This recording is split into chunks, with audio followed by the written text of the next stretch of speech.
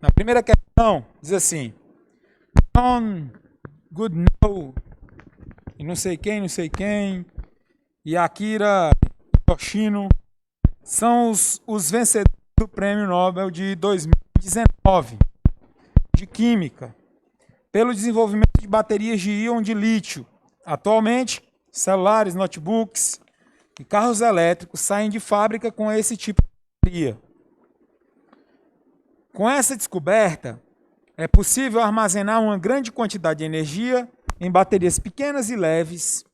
Se fôssemos utilizar outros tipos de bateria, como por exemplo as baterias de hidreto de níquel ou bateria de níquel e cádmio,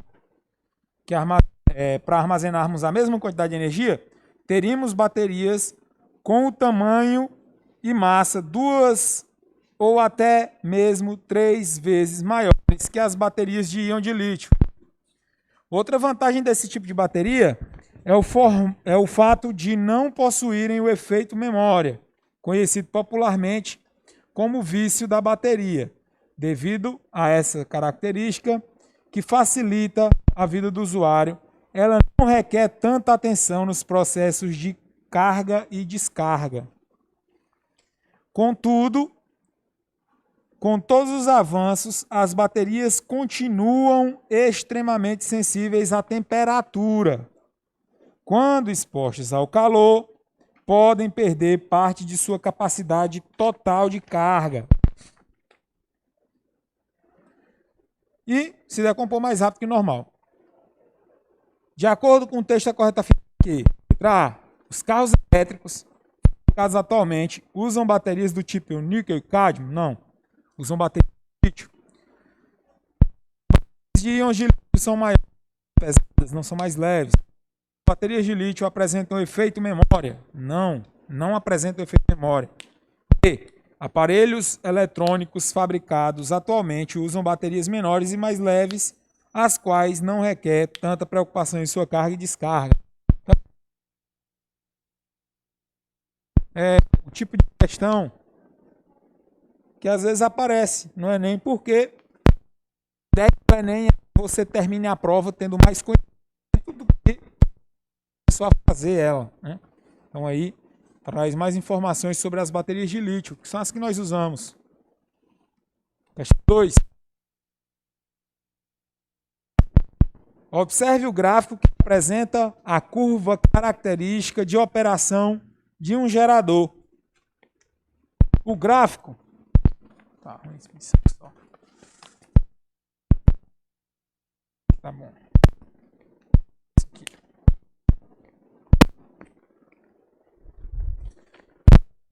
Ele traz a DDP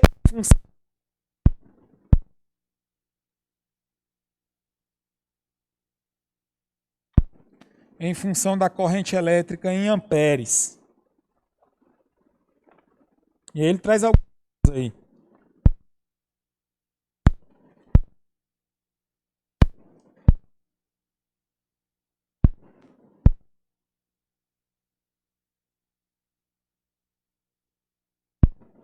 Cinco, 8.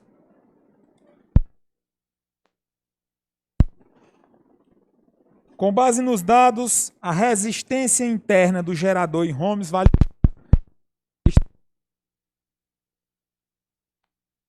Pessoal, baterias, pilhas são os tipos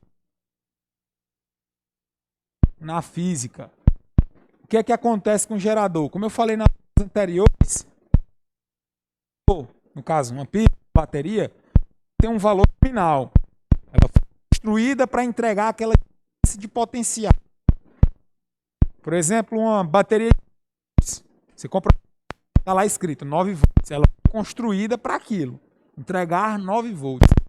Porém, dentro da corrente elétrica começa a produzir essa parte desse potencial é derrubado. Há uma perca de potencial ali. Por quê? Porque existe uma resistência interna dentro da bateria. Por isso que pilhas e baterias, quando estão em funcionamento, elas aquecem. Porque a resistência interna transforma a corrente em calor. Logo, de potencial, parte disso é transformada em calor e ela não vai conseguir entregar 9 volts, vai entregar um valor menor, tá? Para analisar esse tipo de gerador, que são os geradores reais, nós usamos a equação do gerador.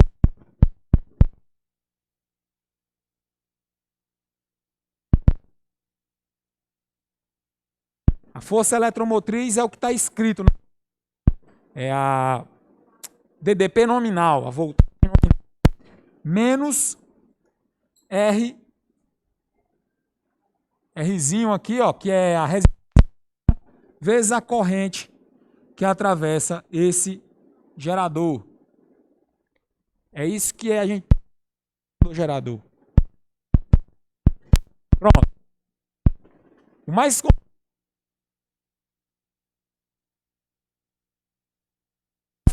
gerador que o ponto onde a curva aqui, ó, corta o eixo da DDP é um ponto onde a DDP é máxima e a corrente elétrica é zero. Aqui, ó, a voltagem é 24 volts e não tem corrente elétrica. O que aqui está me dizendo? Que nesse caso aqui, nesse ponto, onde eu tenho DDP 24 volts e corrente zero, a bateria não está ligada. Do jeito que você comprou ela. Não está funcionando, não. Pelo fato dela não estar funcionando, isso aqui, ó, é o valor que vem escrito nela. É a minha força eletromotriz. É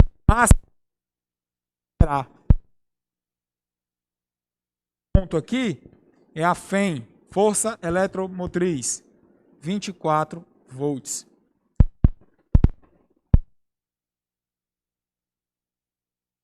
E quando ela está funcionando, a corrente elétrica está circulando por ela e ela está perdendo DDP. Está perdendo energia para dessa. Então, qualquer outro ponto que eu pegue já é o valor de U. Qual que eu vou pegar? O que eu achar melhor.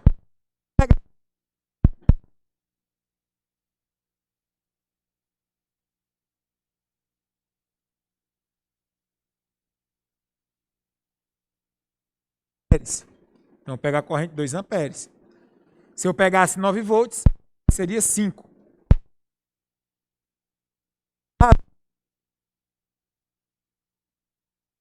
Interno, 18. Motriz, 24. R vezes I. Onde I vale 2, ó. Já sei o valor de I. 2. Agora é só positivo para cá subtraindo. Fica 18 menos 24 é igual a menos R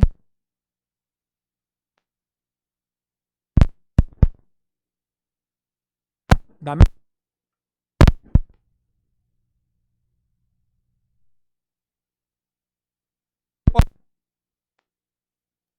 vai ficar assim, ó.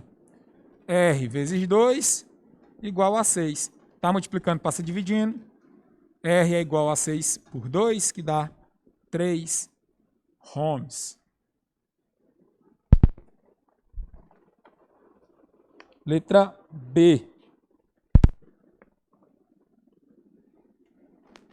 Questão fácil, mas você só consegue resolver, lógico, para a equação do gerador e saber que o ponto máximo aqui, ó, é a força eletromotriz. E qualquer outro ponto que serve como DDP, desde que eu pegue a corrente relacionada a esse ponto. Aqui.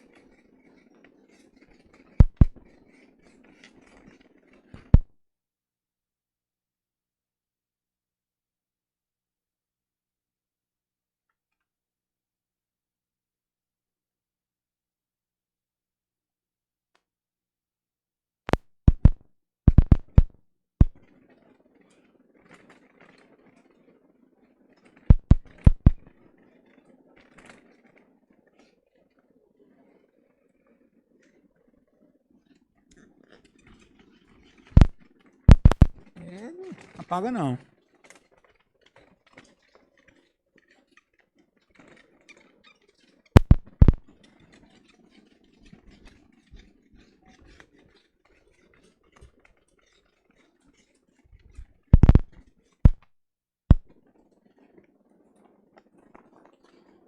Vamos lá, questão 3. Quando um gerador de força eletromotriz de 12 volts é ligado a um resistor R de resistência 5,8 ohms, uma corrente elétrica de intensidade 2 amperes circula pelo circuito.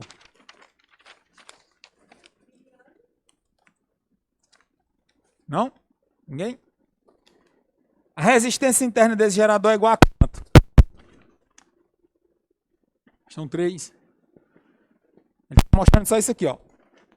Tem uma bateria aqui, polo positivo, polo negativo, e essa bateria está ligada a um resistor R. Esse resistor R, por esse circuito, circula uma corrente de I. Ele diz assim, ó. O gerador de força eletromotriz, ele está dizendo que a FEM vale 12 volts. É ligado a uma resistência R de 5,8 volts, ohms, tá doido, ohms, e por ele circula uma corrente de 2 amperes. Ele quer saber a resistência interna dessa bateria aí, ó. Pessoal, de novo, a maioria das questões que eu trouxe da parte de eletricidade são de gerador, né?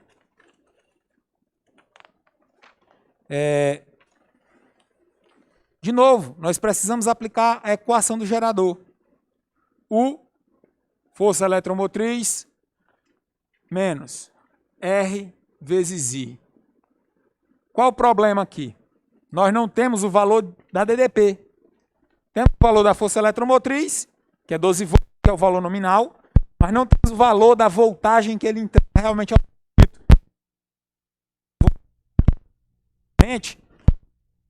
A lei de U sobre I de Ohm. Onde? O R ele me deu na questão, 5,8.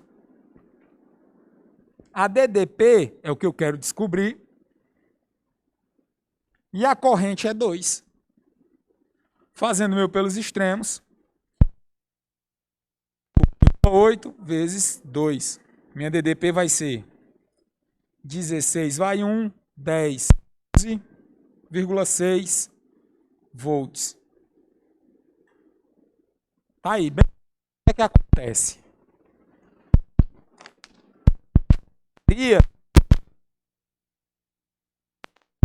Mas quando ela só consegue mais 1,6 volts. 0,4 volts são roubados pela resistência e se transformam em calor. Pronto, achei a DDP. Ele quer a resistência interna, agora tá fácil. DDP 11,6, força eletromotriz 12, resistência interna é o que eu quero e a corrente vale 2. Vai ficar, vou logo organizar isso aqui, vai ficar 2R, 2Rzinho, igual a 12 menos 11,6. R vai ser igual a, tá multiplicando, passa dividindo, 12 menos 11,6 dá 0,4. 0,4 dividido por 2 dá 0,2 ohms. Essa é a resistência interna dessa bateria. Ela está bem aqui dentro.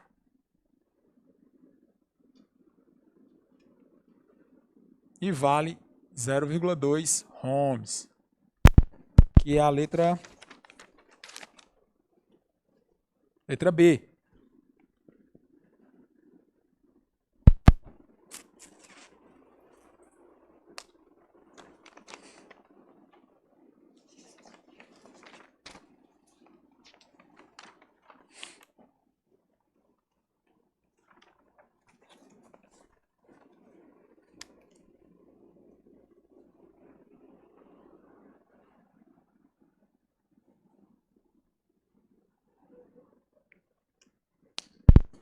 apagar aqui desse lado.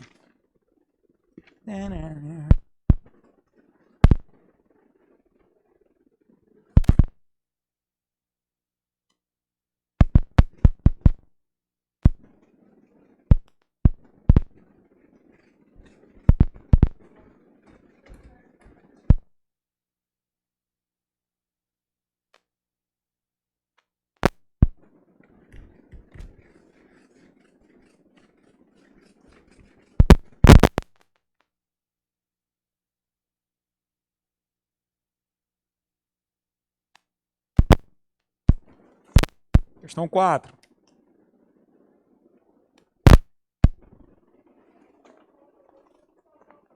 As enguias são peixes elétricos capazes de gerar uma corrente elétrica através de células denominadas eletroplacas, que são fontes de tensão biológica. Considerando que cada eletroplaca desse peixe apresenta uma força eletromotriz de 0,12 volts e uma resistência interna de 0,24 ohms, então, quando a eletroplaca é submetida a uma DDP de 0,108 volts, a corrente que percorre esse peixe aí em miliamperes é igual a quanto? Ele está te dando aí todos os valores, na verdade, né? Força eletromotriz, que é 0,12 volts. Ele te fornece também a resistência interna, 0,24 ohms. E a DDP, 0,108 volts. Que você estabeleça qual a corrente que isso vai gerar. De novo, equação do gerador.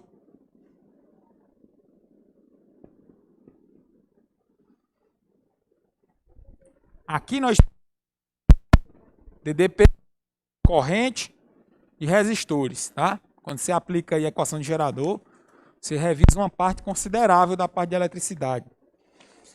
Ó, substituindo 0,108 é DDP, força eletromotriz 0,12, resistência interna 0,24 e a corrente é o que eu quero descobrir.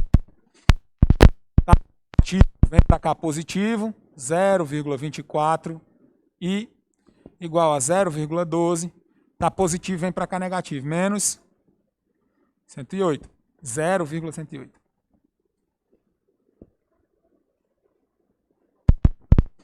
Cuidado com aí, tá? Ó, 0,12 menos 0,108. Dezena embaixo de dezena, centena embaixo de centena, vírgula embaixo de vírgula. Aqui vai dar 8 para 10, dá 2. 0 para 1, dá 1. 0, 0,012.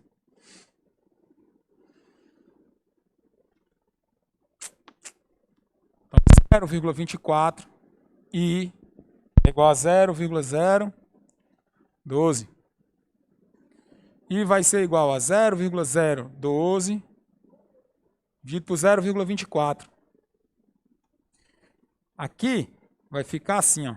Você pode dividir do jeito que você achar melhor. Eu prefiro botar em notação, né? Dá 12 vezes 10 a menos 3 sobre 12, ou melhor, sobre 24 vezes 10 a menos 2. 12 dividido por 24 dá 0,5. Conserva a base, vezes 10, subtrai os expoentes. Menos 3 menos 2 dá menos 1. Menos 1. Ampere.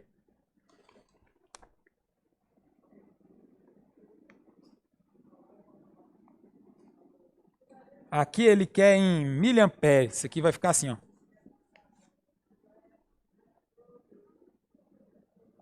Miliamperes. Para ficar em miliampere, você tem que andar 3 casas. Vai ficar 50 vezes 10 a menos 3, né? Que é 50 miliamperes.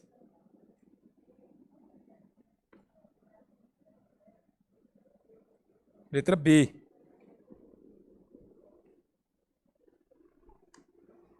É só ter cuidado mesmo nas casas.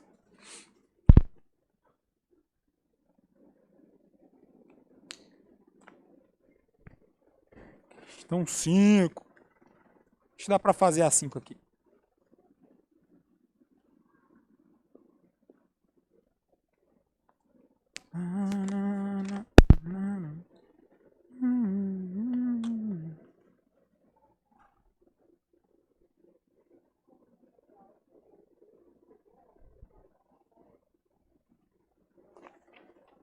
Questão 5.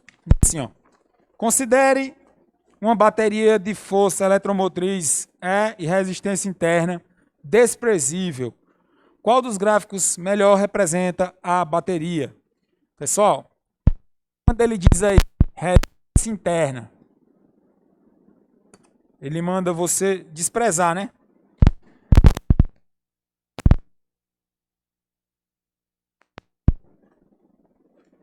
Quando ele fala isso aí, esse resistor, ele é, ou melhor, esse gerador é um gerador ideal. Ideal. Que é isso? A DDP é igual a força eletromotriz. Para qualquer ponto que você pegue, a DDP é igual a força eletromotriz. Ou seja, você não tem queda de tensão. O gráfico que melhor representa isso daí, ao longo da corrente, é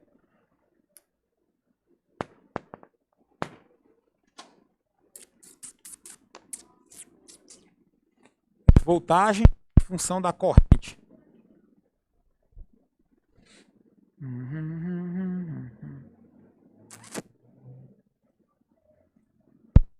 Constante. Aqui, ó, força eletromotriz. Tá? Força eletromotriz é constante com o tempo. O que é que isso significa? Que você não tem quedas de tensão, porque esse gerador não possui resistência interna, é um gerador ideal. O valor da força eletromotriz não muda. Na verdade, a força eletromotriz aqui, ó, nem que você ia mudar a DDP. Mas aí no caso ele não trouxe a DDP, trouxe a força eletromotriz. Então ela é constante. É o valor nominal. Se eu comprar uma pilha de 1,5 volt, eu posso usar ela 15 anos. Ela vai continuar sendo uma pilha de 1,5 volt. Ela só não vai mais gerar esse 1,5 volt, mas é o valor nominal dela.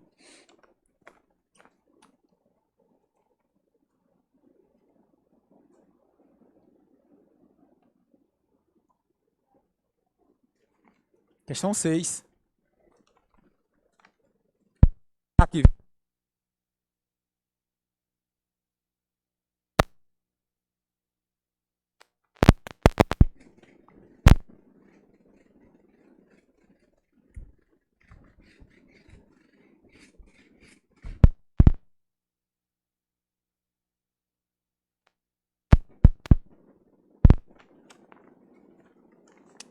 Questão 6. Por um fio condutor, fluem 5 vezes 10 a 10 elétrons por segundo.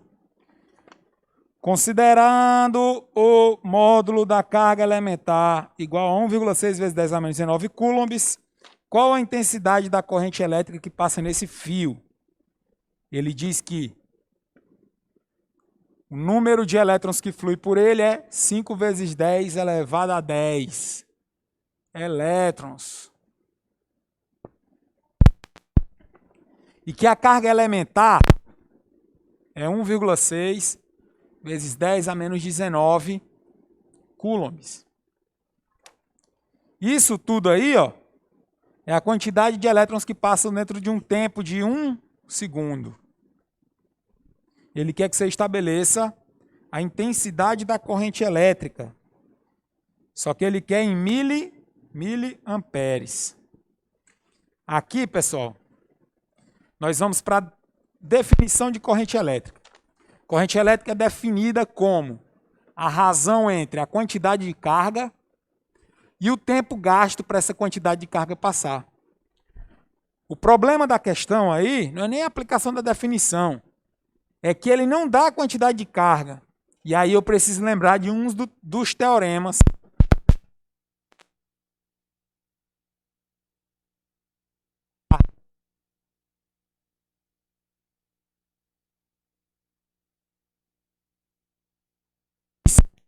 Qualquer valor de carga elétrica que eu encontre, de quantidade de carga elétrica que eu encontre, é sempre um múltiplo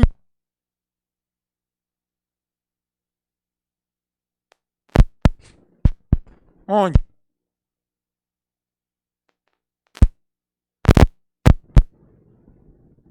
5 vezes 10 a 10. E é a minha carga elementar, 1,6 vezes 10 a menos 19.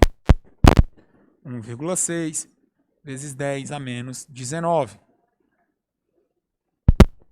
Fazendo essa continha aí, ó. Isso aqui dá 8, né?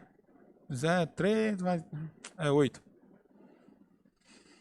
Vezes 10, multipliquei 5 vezes 1,6. Conserva a base, somos expoentes. Fica 10 mais menos 9. Então isso aqui dá menos 9. No caso, coulombs. Agora eu não tenho mais a quantidade de elétrons, eu tenho a quantidade de carga. Agora eu tenho... Segundo, esse condutor foi atravessado por uma carga de 8 vezes 10 a menos 9 coulombs. Pronto. Aplicando na definição, corrente, quantidade de carga sobre tempo, minha quantidade de carga, 8 vezes 10 a menos 9. Isso ocorreu dentro de um tempo de 1 segundo. Você coloca aqui 1. Isso aqui vai dar 8 vezes 10 a menos 9 amperes. Só que ele não pede amperes. Na verdade, ele também não pede miliamperes, não.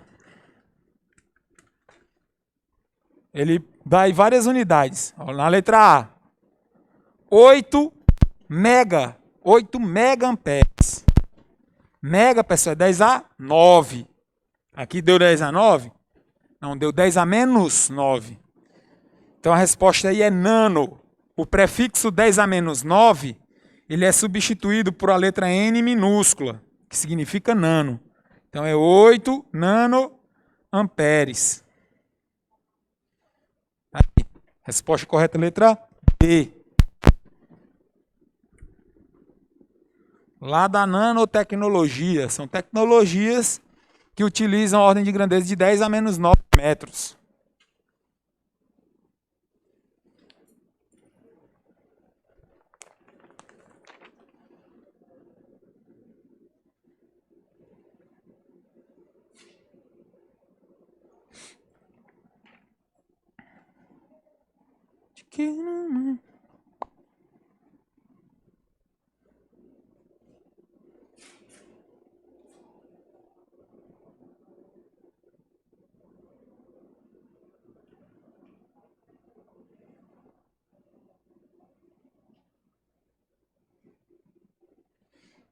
Então, seguiremos. Essa questão 7, ela traz alguma unidade de medida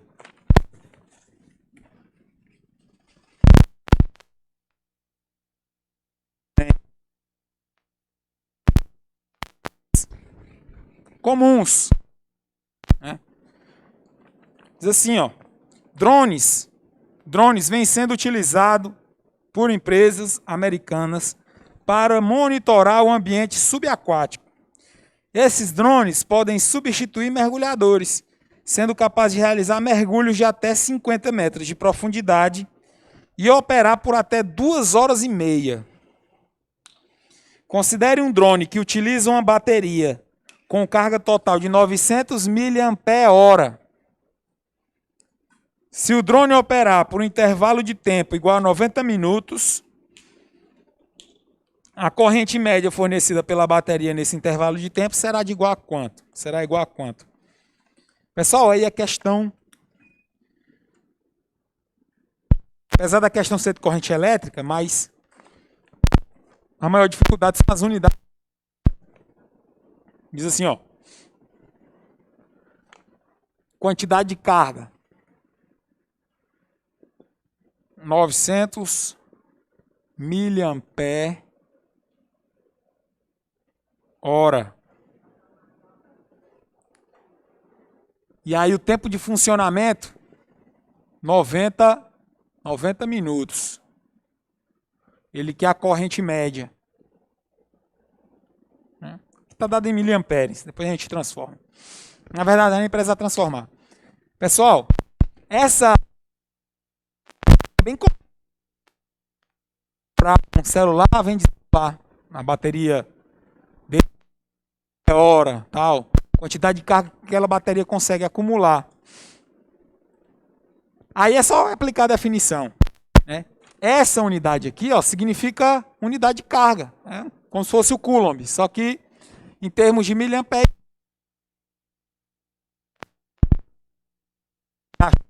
A corrente unidade de carga sobre o tempo, a unidade de medida aqui, ó, 90 minutos.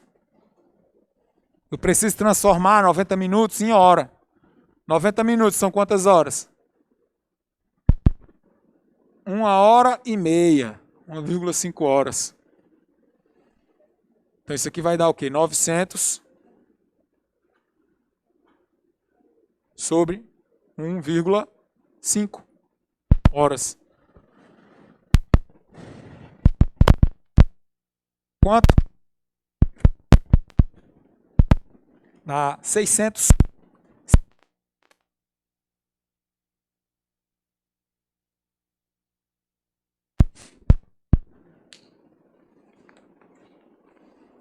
Letra B.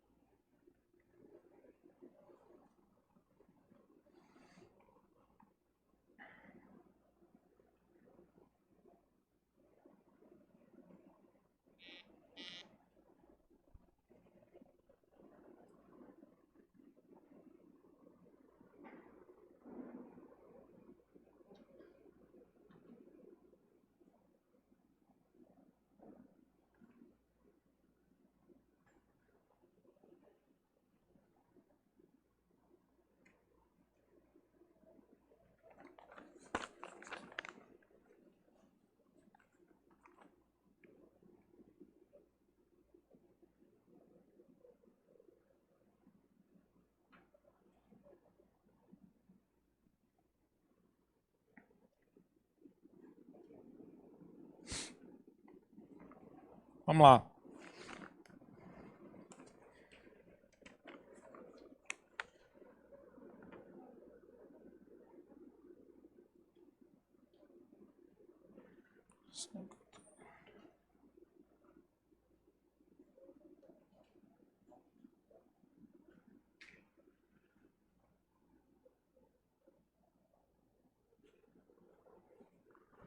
Vamos lá. Questão 8. A Guerra das Correntes, ou Batalha das Correntes, foi uma disputa entre George Westinghouse e Thomas Edison, ocorrida nas duas últimas décadas do século XIX. Os dois tornaram-se adversários devido à campanha publicitária de Edison pela utilização da corrente contínua para a distribuição da eletricidade, em contraposição à corrente alternada, defendida por Nikola Tesla e Westinghouse. A respeito desse assunto, analise as afirmativas a seguir. 1. Na corrente alternada, a orientação do fluxo de elétrons se modifica a todo o momento. 2. O gráfico da voltagem contra o tempo na corrente alternada é uma linha reta, paralela ao eixo do tempo. 3. A instalação elétrica residenciais utilizam-se a corrente contínua, pois a perda de energia em sua geração é sensivelmente menor. 4. A perda de energia na transmissão da corrente alternada é proporcional à resistência do cabo transmissor. Então vamos lá. Apagar.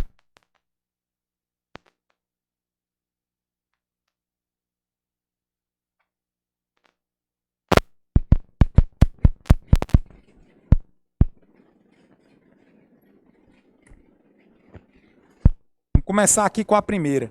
Na corrente alternada, a orientação do fluxo de elétrons se modifica a todo momento. Isso é verdade? Sim, é verdade. E no nosso caso aqui, 600 Hz, né? No caso, 600 vezes a cada segundo.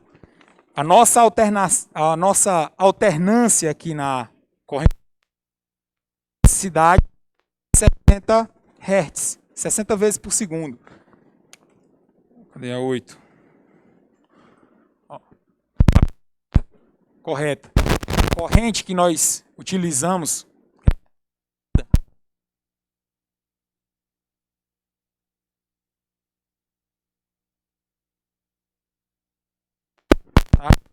ativo constantemente. Agora mesmo, ela está alternando aqui. 60 Hz, 60 vezes por segundo. 2. O gráfico da voltagem contra o tempo da corrente alternada é uma linha reta? Não. A linha reta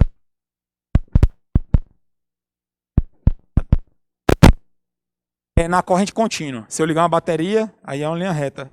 O gráfico da voltagem. Nós até vimos aí na questão 5. Né? Questão 5. É um gráfico assim, ó. Para a corrente.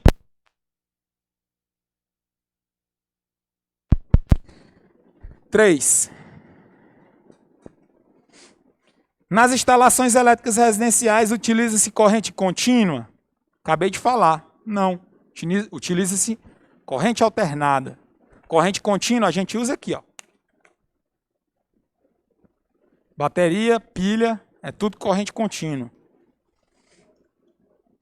E 4, a perda de transmissão, a perda de energia na transmissão da corrente alternada é proporcional à resistência do cabo? Sim. Quanto maior a resistência o cabo impõe, maior a perda de energia na forma de efeito Joule. Dependendo da instalação elétrica, eu até já falei aqui, né? Se vocês projeta e faz uma instalação elétrica errada, você gasta muita energia só esquentando os fios, devido à sua resistência. Então a perca é proporcional à resistência elétrica dos cabos. Então a resposta correta é 1 e 4 estão corretas. No caso aqui, letra B. Letra B.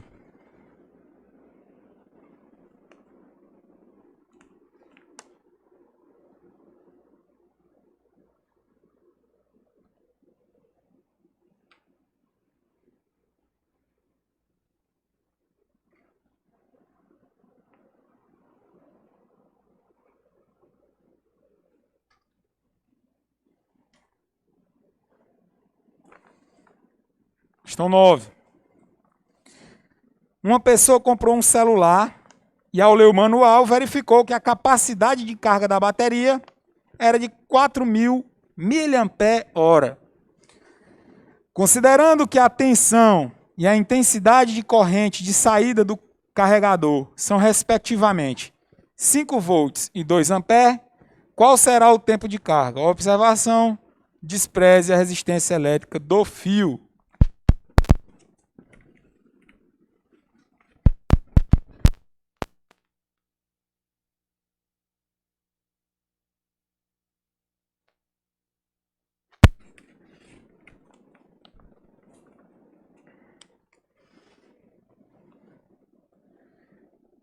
Capacidade de carga aqui 9, é de 4.000 mAh. Isso é a capacidade de carga. Só que as unidades estão fora do padrão internacional. Aí ele diz o seguinte: considerando que a tensão e a intensidade da corrente de saída são, respectivamente, 5 volts e 2 amperes, corrente 5 volts, ou melhor, 2 amperes, e a DDP é 5 volts. Qual o tempo de carga? Corrente. igual a quantidade de carga sobre o tempo. Isolando o tempo, quantidade de carga sobre a corrente. Só que eu preciso ajustar as unidades de medida.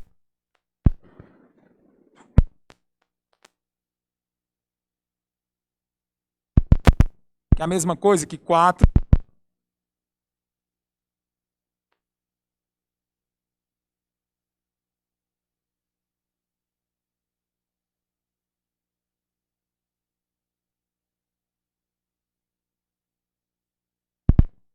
Letra B.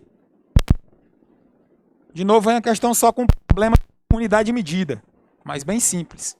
Eu usei a corrente.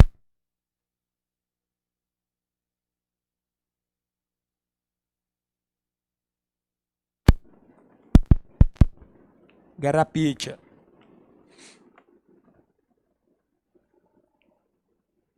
Vai dar tempo. Deixa eu ver quantas faltam.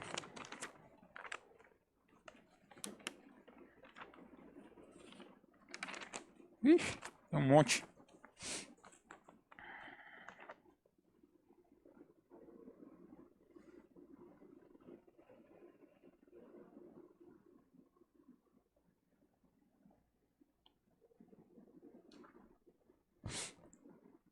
Questão 10.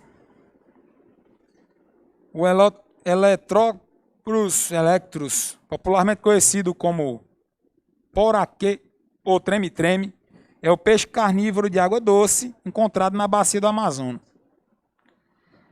Esse peixe é capaz de liberar uma forte descarga elétrica, imobilizando e até matando suas presas ou agressores. Isso é possível porque logo após sua cabeça estende-se uma série de células conectadas entre si até a cauda. Essa série de células permite que a cabeça desse peixe tenha carga positiva, enquanto a extremidade de sua cauda tenha carga negativa. Assinale a alternativa que apresenta um objeto do cotidiano que tem características comparáveis à do peixe elétrico. Letra A, alto-falante. C, B, motor elétrico.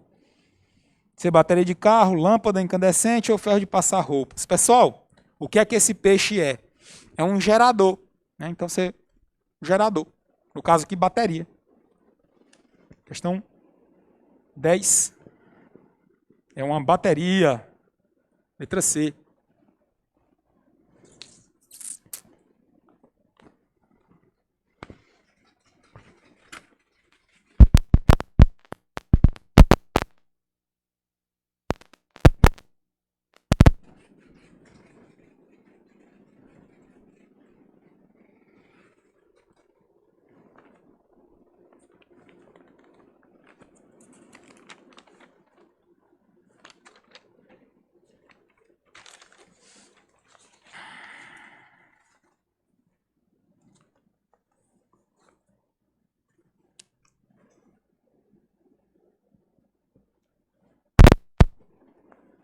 Questão 11.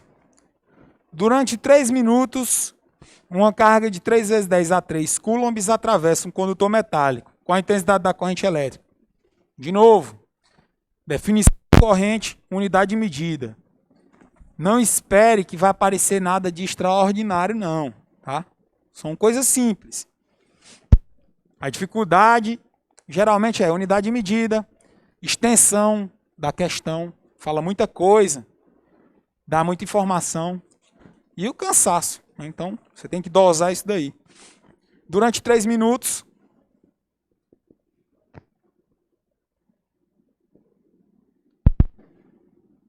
uma carga de 3 vezes 10 a 3 coulombs. Condutor metálico com a intensidade da corrente. Fácil. Corrente, carga sobre tempo. 3 vezes 10 a 3. Tempo. 3 minutos. Isso aqui vai ficar 1 vezes 10 a 3 coulombs por minuto. Vamos ver aqui qual a unidade que ele está usando. Está usando amperes, então não posso deixar em minutos. Se ele está usando amperes, isso aqui tem que ir para segundos. 3 minutos dá o quê? 180 segundos. Então vai ficar 3 dividido por 180.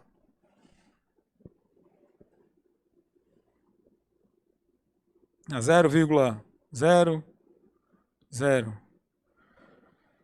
2 já vai passar. Né? 2 já vai passar. Vou fazer aqui. Dá quebrado.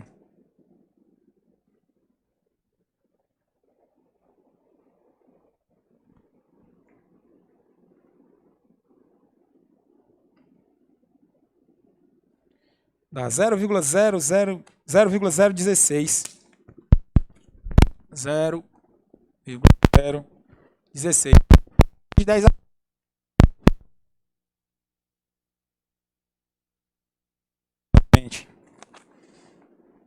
No caso aqui, 16,66666 amperes. Que é a letra B.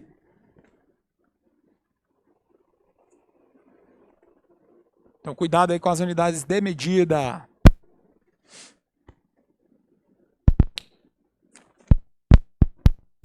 Então, aí nós temos essas questões que a gente fez até agora, todas de eletricidade, de eletrodinâmica, elas dão uma base boa sobre resistência, DDP, corrente.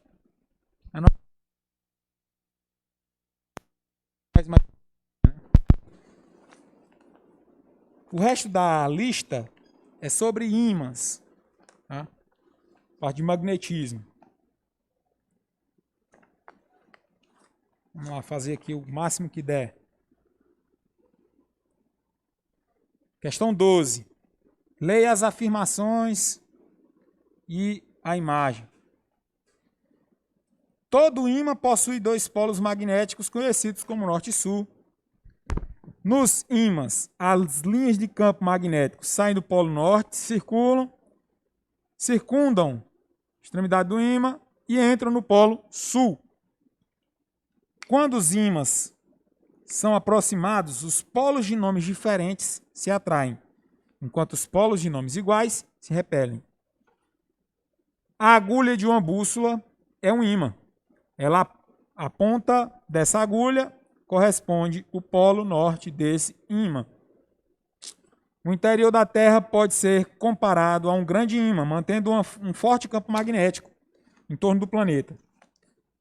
Polo norte geográfico se encontra no hemisfério do planeta que abriga o polo sul magnético. Do mesmo modo, o polo sul geográfico encontra-se no hemisfério do planeta que abriga o polo norte magnético. Então, aí, todas essas afirmações estão corretas, né? Isso é só informação mesmo. Considerando cada afirmação e tendo como referência a posição do planeta na imagem apresentada, o ímã que pode substituir o interior da Terra é... Pessoal, apesar da figura estar escura, mas a resposta não é a foto do planeta, são as linhas de campo. Se você olhar, vou colocar bem aqui, 12. Na figura, as linhas de campo estão assim, ó. E tem uma setinha. Elas saem desse lado e morrem desse. As linhas de campo sempre saem do norte e morrem do sul. O ímã que eu tenho que substituir, que eu posso substituir isso aqui, ó, é um ímã onde o polo norte esteja aqui e o polo sul esteja aqui. Porque as nascem no norte e morrem no sul. Sempre. Então, nosso ímã, que pode substituir o planeta Terra aí nessa figura, é o da letra B. Tá? Só pela direção das linhas de campo.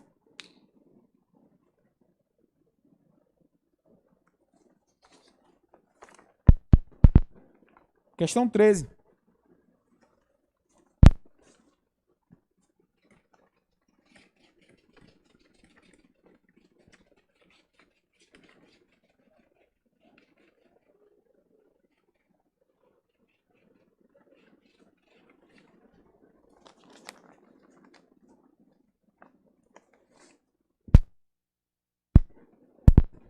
Os ventos solares são fenômenos caracterizados por feixes de partículas carregadas, lançadas pelo Sol no espaço e em alta velocidade.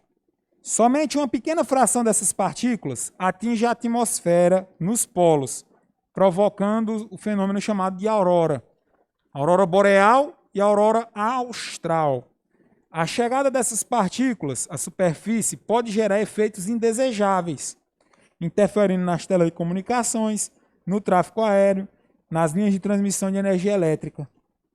Esses efeitos são minimizados na Terra pela ação de sua ionosfera, campo magnético, camada de ozônio, campo gravitacional e letra E, atmosfera. Questão 13, campo magnético, letra B.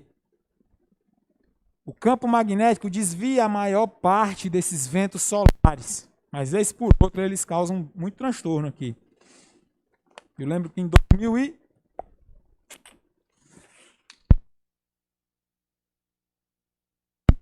foi 2009,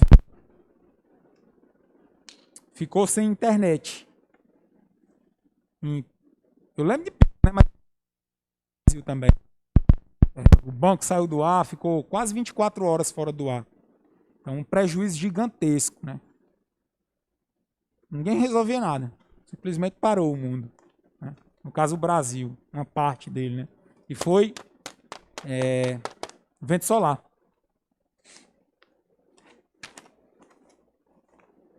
Questão 14. Inclusive, se der um negocinho mais alterado lá, pode até extinguir nossa raça, né? A vida na Terra, na verdade. Não é nem nossa raça só, a vida na Terra. Questão 14. Um mágico utiliza 3 caixas idênticas para realizar um truque em que adivinha em qual das caixas está uma bola de ferro comum. Para isso, coloca a mão sobre as caixas e depois de toda a encenação, adivinha a caixa certa. O truque é simples. Ele tem escondido na sua luva um ímã que atrai a bola de metal a se aproximar dela.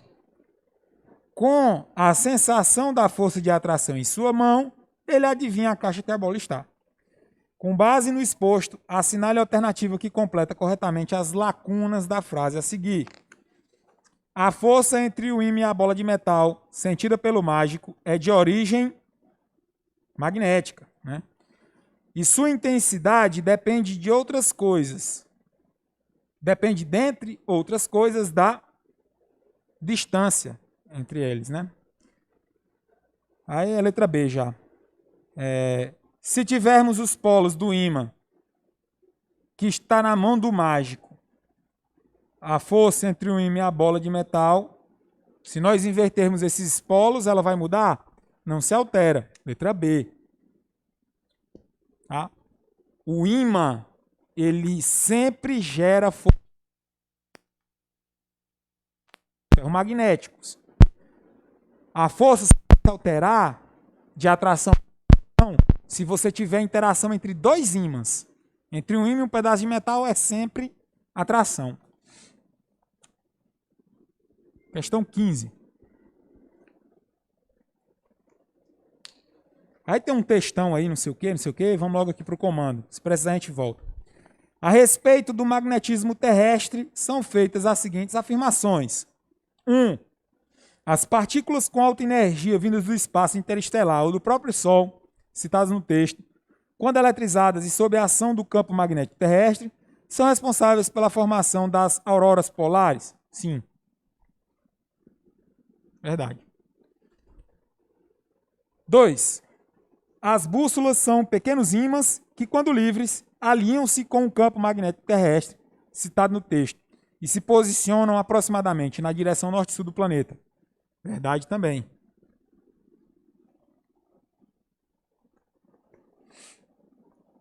3. O campo magnético terrestre, apesar de baixa intensidade, como citado no texto, possui módulo, direção e sentido constantes em todos os pontos da superfície, fato que possibilita seu uso na orientação de viajantes em qualquer posição do planeta. Em relação, marque V e F para falso. Aí nós temos VV e F. Aqui é o quê? Letra B. A intensidade não é tão baixa não, hein?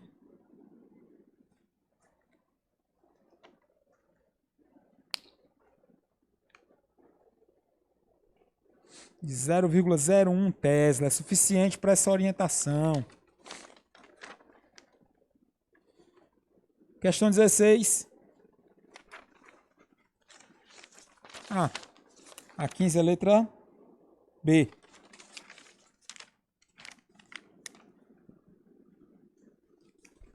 Essa orientação aí só pode ser feita via bússola, certo?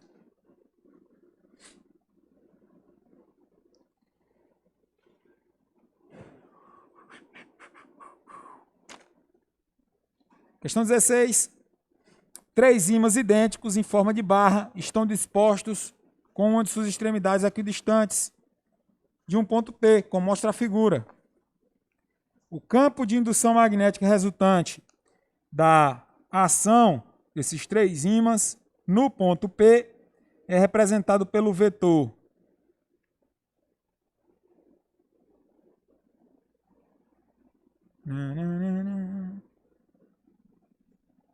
letra D. Questão 16. Você vai ter, aqui nesse ponto, um campo gerado por o sul, outro campo gerado por o sul,